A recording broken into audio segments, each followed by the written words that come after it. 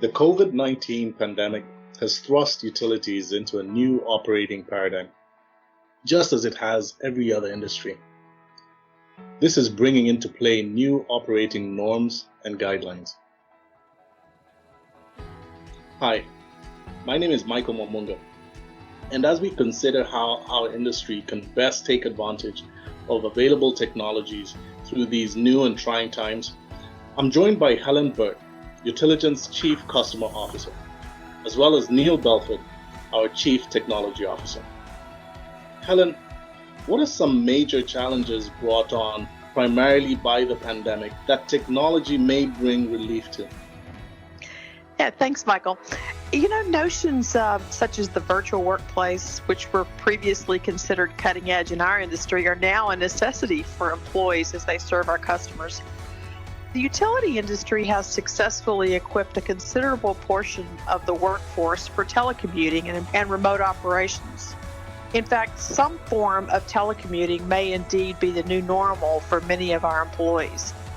In transforming this quickly deployed mass telecommuting into a really sustainable virtual workplace, we'll have to solve entirely new issues, and I know you two have some great ideas on how we can deploy some of the newest technology to solve them. So suddenly, in this new world, we have new issues to contend with. We're going to look at 4 of them today, and I'll get you two to help us understand the technology that's available to help solve them. First, there's a need to really increase capacity and throughput. In other words, there are entirely new work processes that can overwhelm the virtual workplace. We need engagement and visibility, and they're both critical for customers and their supervisors. New online engagement with customers is needed while supervisors need some visibility into the actual pace of work. And of course, increased support for remote employees. And finally, and for me, I think this is a really critical one, there's an overwhelming need for connectedness. What do we mean by that? It's much more difficult to really work collaboratively, to ask the coworker a question, to seek advice. And so we have to figure out how to create that connected work environment, even when we're all working from home. So Neil, as CTO, I know you have an eye on the technology landscape in general. Can you talk a little bit about potential technologies that are out there that are showing the most promise? Thanks, Helen.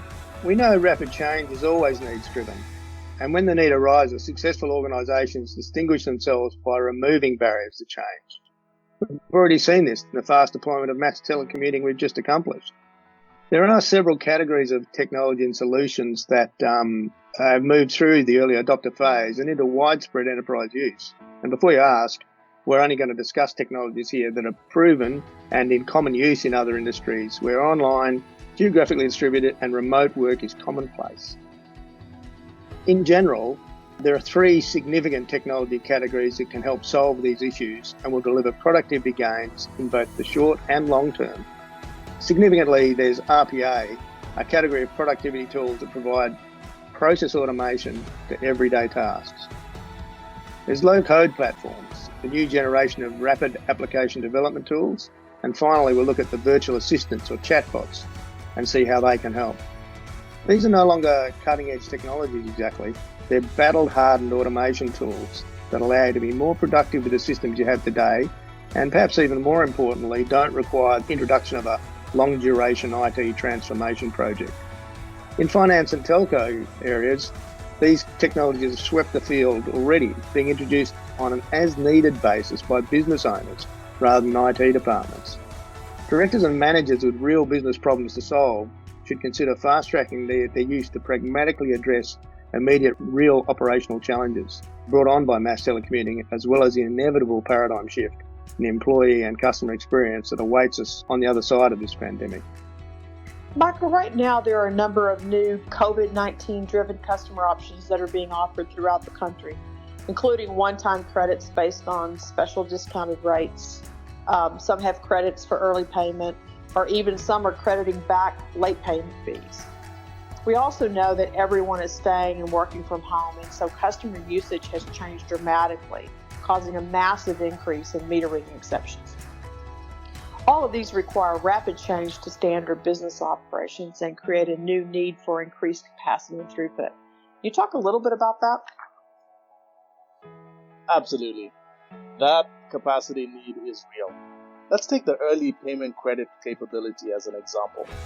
If implementing this within the enterprise systems would take longer than a few days, the business may be forced to assign remote workers to perform the new tasks manually, at least until the new functionality is deployed. RPA becomes a very attractive solution, as the business can swiftly deliver the capacity needed. Within days, bots can be deployed to join the remote workforce, entering new transactions. In this example, bots could receive listings of customers who paid their bills before the due date, and these bots could then create the determined credits on the customer accounts. Let's not forget, automation bots can be deployed to backfill for simple and mundane tasks like meter reading exceptions, while our employees continue on the higher level transactions to support the business and its customers through the COVID-19 changes. The key to reacting swiftly for utilities will be first, to leverage the right RPA platform in concert with their specific IT landscape, and second, to maintain simplicity in the back office, or batch bots as we refer to them in our Utillibots framework. Driving external and customer engagement and visibility is also important. And as utilities partner with customers and communities, low-code platforms are where we should look to quickly deploy web and mobile applications. These kind of tools put functionality and speed to market in the hands of business users, where the business solutions need to be delivered. This same category of technology can also improve visibility into the virtual workplace that can be brought to market quickly. Hey Michael, why don't you talk about some of the ideas that can be realised here? Ideas such as the mobile one-click payment app and sharing field rep appointment information to create that touchless service experience. Now, this is particularly important in this new COVID-19 world. For our employees that must enter the home to perform service, it's imperative to let the homeowner know who's on their way, what time they'll arrive, and how the utility employee will ensure his own safety, as well as the safety of the members of the household. Details around wearing masks, gloves, and shoe booties are now a matter of ensuring public health, and apps can support the recommended practices.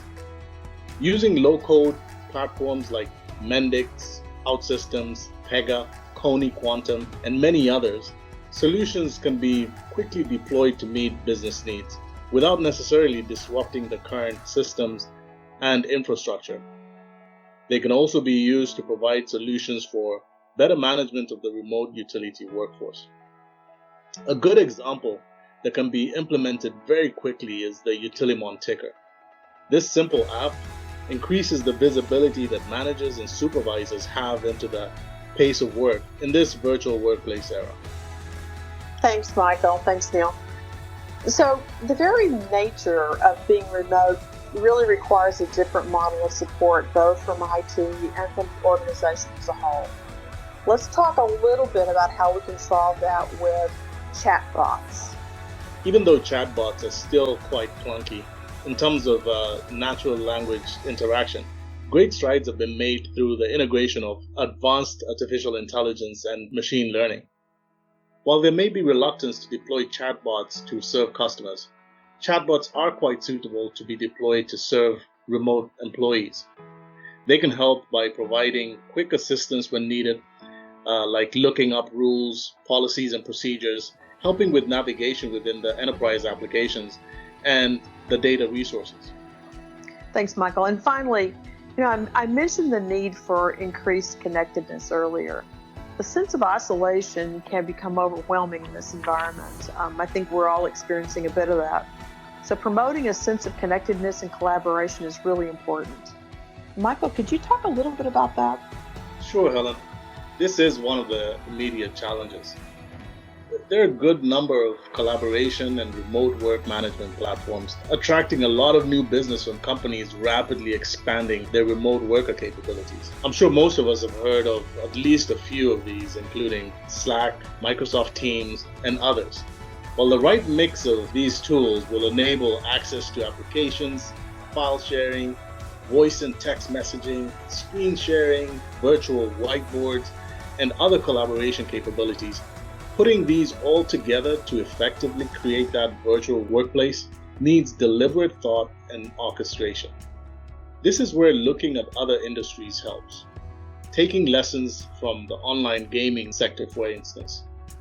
If we better orchestrate available collaboration facilities in a simple and effective way, tailored to the expected workflows of our employees, this alone will go a long way towards meeting the goal of creating an engaged, vibrant, and robust online employee community.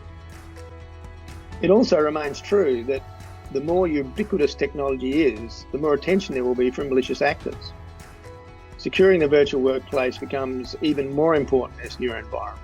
Establishing more secure protocols and mechanisms necessitates the need to partner with committed solution providers at all levels within the virtual workplace. At the same time, security shouldn't compromise performance or negatively impact your employees or your customers. So we've focused so far on employees serving customers remotely in this discussion, customer service agents, back office employees. They're not the only areas that will benefit from the application of new collaborative technologies. In fact, coming up shortly in our video series is a discussion around other technologies, such as over-the-shoulder supervision, that's really helping crews and field staff within this era of social distancing. This remote eyes-on supervision can also provide on-the-job upskilling for a new generation of employees, and it can allow experienced workers to move into mentoring roles remotely in a desk environment or in a home office environment.